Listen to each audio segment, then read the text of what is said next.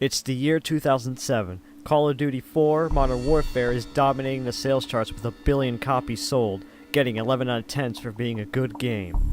Every dude bro played ludicrous amounts of hours on a multiplayer and has solidified Call of Duty as the definitive annual console shooter. It did something new around a time where first-person shooters were in that transitional period between classic and cinematic. It was a dull time for shooters. Gone were the super fast-paced shooters that had interesting settings and were entirely based around gameplay that lacked narratives. It was to the point where Doom 3 and Quake 4 turned into atmospheric and slower, more modernized games. These games would shift their resources towards being more graphically impressive, which generally led to slower gameplay, along with the rise of console shooters becoming the focus. Call of Duty 4 implemented a quick, set-piece driven campaign to shake things up, with beautiful graphics for its time, and cinematic gameplay with set pieces to watch in awe. This defined not only the shooter genre, but most action games to this day.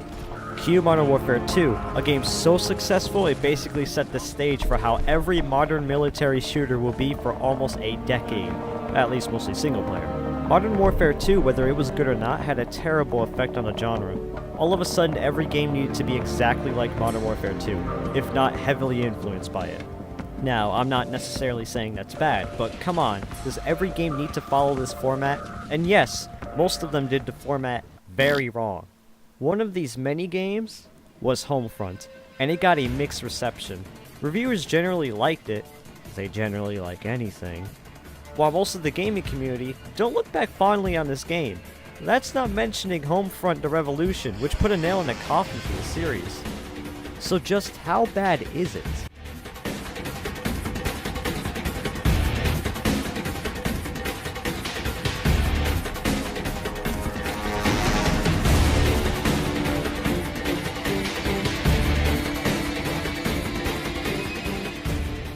Homefront is a game that received massive amounts of marketing during a hype campaign.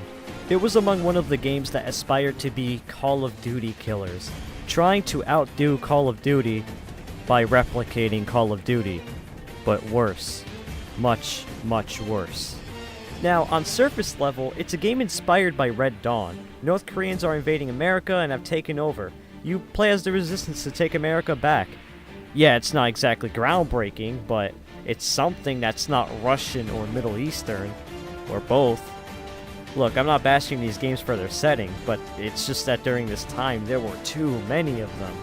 I mean, hey, the back of the box even says, from the writer of Red Dawn and Apocalypse Now. So it ought to be good, right? Anyway, the game starts off with a pretty convincing recollection of the events that led up to North Korea's invasion over the US. If by convincing, you mean to the lowest common denominator, and sees no logical issue with the unification of North Korea and South Korea. But I can suspend my disbelief when it comes to a video game. Let's see what they do with this setting. Run.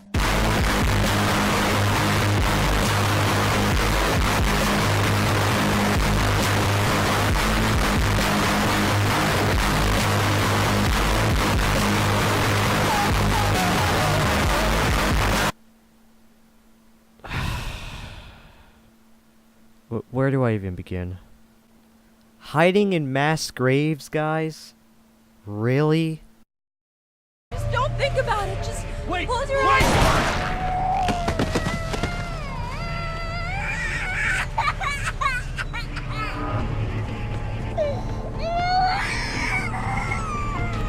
Seems like the developers want the interpretations of a Korean invasion to be the fucking rape of Non-King. Don't shove this disgustingly gory stuff in our face for shock value. Now, I'm not complaining about excessive gore or whatever. I love games that usually don't take themselves seriously and show excessive amounts of gore. But Homefront wants to be taken so seriously, and you try your hardest, but because of the writing, it's impossible to do so. Please, don't hurt my baby! Oh my god! That's just what we're coming around the— You're a fucking asshole. The characters in this game are so disconnected from the situations and are scripted to say the stupidest shit I've ever heard in a video game. They have my family. If I don't do what they tell me, I'll never see them again. We get to wherever they're taking us. We gotta stick together, okay? We gotta watch each other. Be gone!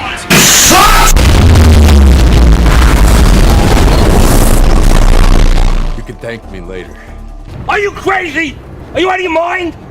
Now, they make some baffling decisions constantly. It's one thing for a character to make a dumb decision for the sake of plot convenience, but this game's narrative and set pieces are built around such decisions. Usually when you have a resistance against an authority plot, the resistance usually makes calculated, well-planned decisions, if executed sloppily. These people make you wonder how they get anything done, since every single plan seems to go wrong. And they always bicker and bitch about one thing or another, and they even try to shove some, wow, some of the things we're doing is insane. War brings out the worst of us. Wow. Specifically by having this girl yelling at this guy about this shit. I thought I smelled Korean barbecue. Jesus, Connor. Oh, wait a second. How does this resistance get anything done? Probably because these guys are yelling at me to use a drone to kill like 3 enemies while I'm over here wiping out 100 KPA soldiers in 5 minutes with a danky ass M4. This game is stupidly easy, and the only remote challenge comes from hit scanning enemies that turn you into Swiss cheese the moment you pop out of cover. So it's your average stop and pop whack-a-mole with guns that have no recoil and kill in a couple shots. As for the gunplay, that is literally it. Guys, we gotta be quiet. We don't want to attract these guys. There's like a dozen of them.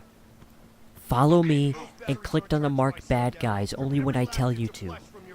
For fuck's sake, during this section of the game, I wasn't even looking at the screen 90% of the time. I legit looked at my other monitor and was watching a video while using my peripheral vision to just follow the big ass circle on my screen and just click on the bad guy when another symbol came up on the screen. It is utterly one of the worst stealth sections I've played in a first-person shooter in a very long time. And it also just makes me miss the days where first-person shooters were labyrinths in design, because saying Homefront's level design is bad is an understatement. It makes Medal of Honor Warfighter look like a fucking John Romero maze. This game, goddamn this game, is less linear than Homefront. And it even has better writing, too. And when your game is more linear than Final Fantasy XIII, you know you fucked up. This game is quite literally 90% hallways and 10% arenas with random shit slapped in for cover. And you know that cliche in Call of Duty and Battlefield, where there's a door at the end of a hallway, and you have to wait for your ally to just slowly stroll up to it and open it for you? Yeah, this game has that cliche. And the amount of doors that block your path in this game are incredible. Let's count them, shall we? Stranger still, they aren't out here helping us. I wake up in the morning, sinking halfway to the bottom. There's a loud, distorted screaming in my soul. Everything is dark and empty, and I don't know how to fix it. So I curl up in a ball and cry in the comfort of my home. I don't know why I feel like shit. They say I'm fine, but I'm not fine. I'm dying inside, and all I see are demons. I try to hide all my deepest feelings. I'm dying inside, and all I see are demons. I try to hide all my deepest feelings.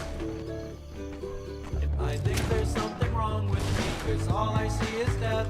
Every time I go outside, I look like I've been doing meth. And I sleep for 19 hours on a Thursday afternoon. Every now and then I cough up blood and I don't know what to do.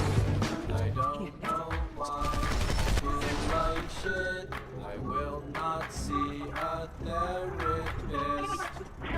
Ladies and gentlemen, if you want to fucking kill yourself, put your fucking hands up. Yeah, raise your blades in the air, everybody.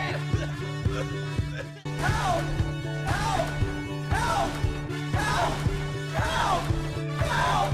Help! I don't know if this was to mask loading times for the weaker consoles, or if they were just that desperate to squeeze the extra half hour of time from the campaign, because this shit is only 4 hours. but I don't count hallways of literally nothing to be gameplay, so it's more like 3 hours. Now, it was standard around this time to have short campaigns in favor of a deep, fleshed out multiplayer that Call of Duty popularized. But 4 hours? The Medal of Honor games didn't even go that low. It doesn't help that this is the most abrupt, sequel bait ending I've seen since Rage. Like, you're going through the game's one half-decent level, developers being so proud of it that they hid the level as a secret achievement. And then it literally just ends. This is Kanye. We request air support. Negative. Air support can't come. But we need it. We're like dying. The whole army's dead. Fuck it. I'm going in. Fire on my location. No, Connor, no.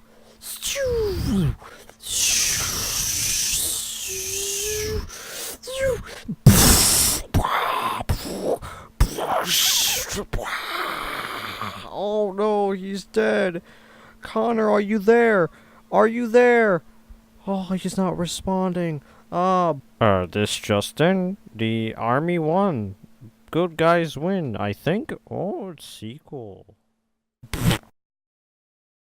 Well, if this game was supposedly for the multiplayer, how is the multiplayer? It's a whole other story. Now, surprisingly, people say it's half decent, if not good. No, it's terrible. Probably the biggest clusterfuck I've ever experienced in FPS hell. It's an absolute travesty. People say it's essentially a combination of Call of Duty and Battlefield. Oh, yeah, I guess it could be perceived that way if you mean it's the worst of Call of Duty and Battlefield combined, with Call of Duty's oversimplified gunplay, aim-first design, and rich-get-richer problems, combined with the open maps and conquest mode being ripped straight from Battlefield. The Elmer school glue that fails to hold these termite-ridden popsicle sticks together is the battle point system, aka the only thing unique about this entire game. You have to earn your vehicles. In other words, basically exponentially perform better for already performing better. Get kills to destroy stuff, you get to get more kills and destroy more stuff. Easier. And it is not hard to earn these points. They're not kill streaks, they're not purely earned with teamwork, and they're not earned through time. You earn battle points by merely killing enemies and destroying vehicles and drones, along with capping points, as it builds up in your point bank. Just a few several kills in this long clusterfuck match could get you a cheap power weapon for more kills. Essentially, the multiplayer boils down to sniper fest and explosion from helicopters, drones, UAVs, tanks, etc. You are not given effective tools to eliminate these vehicles in a timely manner, and everyone will be spamming these throughout the match since it's so easy to earn them. I should know. I was getting 5 stars left and right, as it's so easy to go on 10 plus kill streaks when you have basic reflexes and awareness. Now, admittedly, shooting headless chickens with basic reflexes and no skill curve whatsoever can be kinda fun. Sometimes I don't want to get my asshole railed in Quake Champions. No pun intended. See, at least Call of Duty has restraint with their killstreak system. Homefront is trying to outdo Call of Duty in the sense that it has no restraint whatsoever. If you look at the clip shown, you see me buying laser-designated missiles, basically spawn killing and killing those who had no idea it was coming, over and over. And it happens to me too. It happens to everyone. This game perfectly sums up the dark era of first-person shooters. Homefront is easily the worst video to start this series off, since this series is supposed to be looking at games objectively, to see if the bad rep is deserved, and emphasize the positives more than the community did. But what little is there that's good about this game? There's gotta be at least one thing, right? Well, I mean, the sound design is pretty good. When you're in a chaotic arena, the explosions, battle chatter, and gunfire can really draw you in. Some guns sound,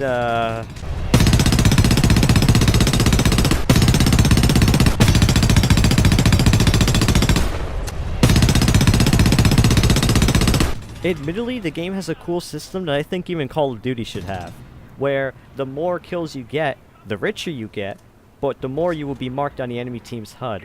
More players will be notified of where you are, and a bounty for killing you will get higher. It at least adds some intensity to trying to maintain performance in this game. It just isn't enough to outweigh the bullshit. It would be fitting to do an episode on Homefront the Revolution, which was a flop but a far more respectable attempt at a proper Red Dawn inspired game than this half game ever was. Maybe in a future episode. But as it stands, Homefront is as bad as you hear it is. Perhaps even worse.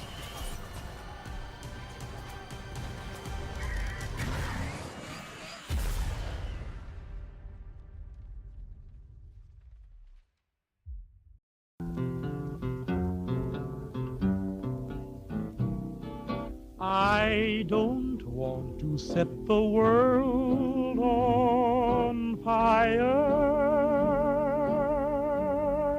I just want to start. Hey, that's pretty good.